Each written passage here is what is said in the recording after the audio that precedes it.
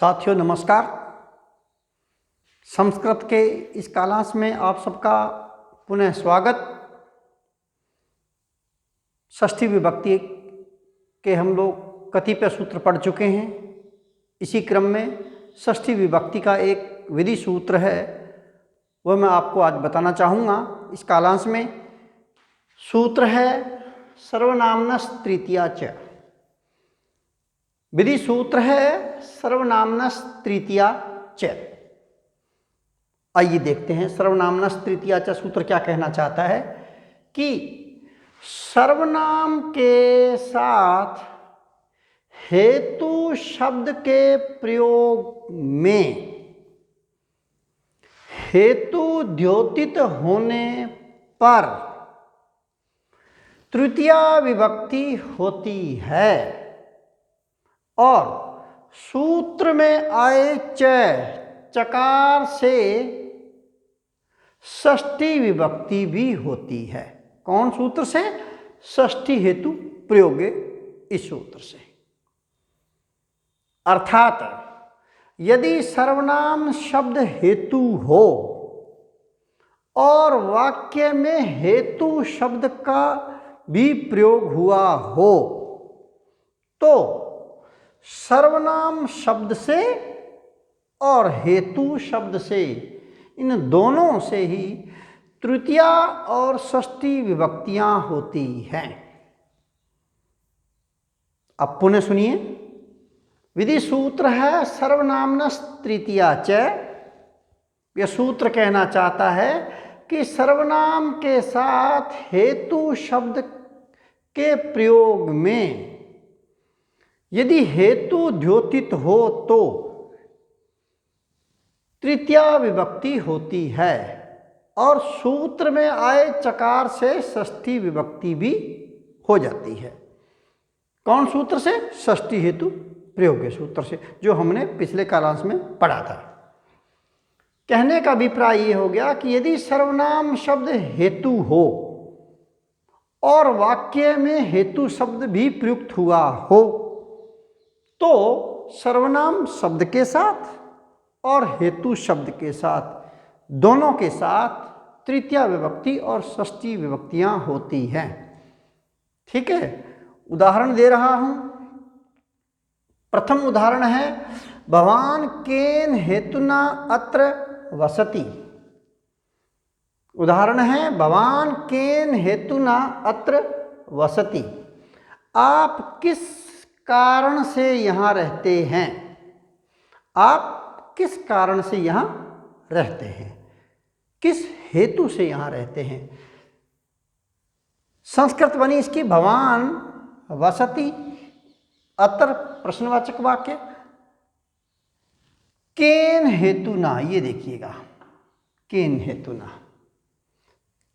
केन पद में किम शब्द के साथ सर्वनाम शब्द है किम, उस किम सर्वनाम शब्द के साथ तृतीया विभक्ति आई है और हेतु शब्द के साथ भी तृतीया विभक्ति लगने पर हेतुना पद बना है। केन पद में तृतीया विभक्ति है, किम शब्द के साथ तृतीया विभक्ति का एक वचन केन, और हेतुना पद में भी हेतु शब्द और तृतीया विभक्ति का एक वचन होता है हेतुना। वाक्य बना है भवान केन हेतुना अत्र वसति। ठीक है ना। मैंने व्याख्या भी लिखी है कि यहाँ वाक्य में किम सर्वनाम शब्द है, इसके साथ हेतु शब्द का भी वाक्य में प्रयोग हुआ है। अतः उक्त सूत्र से किम सर्वनाम शब्द से तृतीया विभक्ति होकर के केन पद बना और समानाधिकरणीय संबंध से हेतु शब्द के साथ भी तृतीया विभक्ति लगी तो हेतुना पद बन गया और वाक्य बन गया भवान केन हेतुना अत्र वसति। यही यह सूत्र कह रहा था कि यदि सर्वनाम शब्द हेतु हो, बिल्कुल हेतु है, क्यों रह रहे हो यहाँ, क्यों रह रहे हो? सर्वनाम शब्द हेतु है और वाक्य में हेतु शब्द का भी प्रयोग हुआ है तो सर्वनाम शब्द के साथ में और हेतु शब्द के साथ में, दोनों के साथ में तृतीया विभक्ति होती है। और षष्ठी विभक्ति भी होती है। कौन से? चकार से षष्ठी विभक्ति भी होती है। देखिएगा उसका उदाहरण देखिएगा। भवान कस्य हेतो तत्र निवसति। वाक्य है भवान कस्य हेतो तत्र निवसति। आप किस कारण से वहां रहते हो? आप किस कारण से वहां रहते हो? भवान कस्य हेतो तत्र निवसति।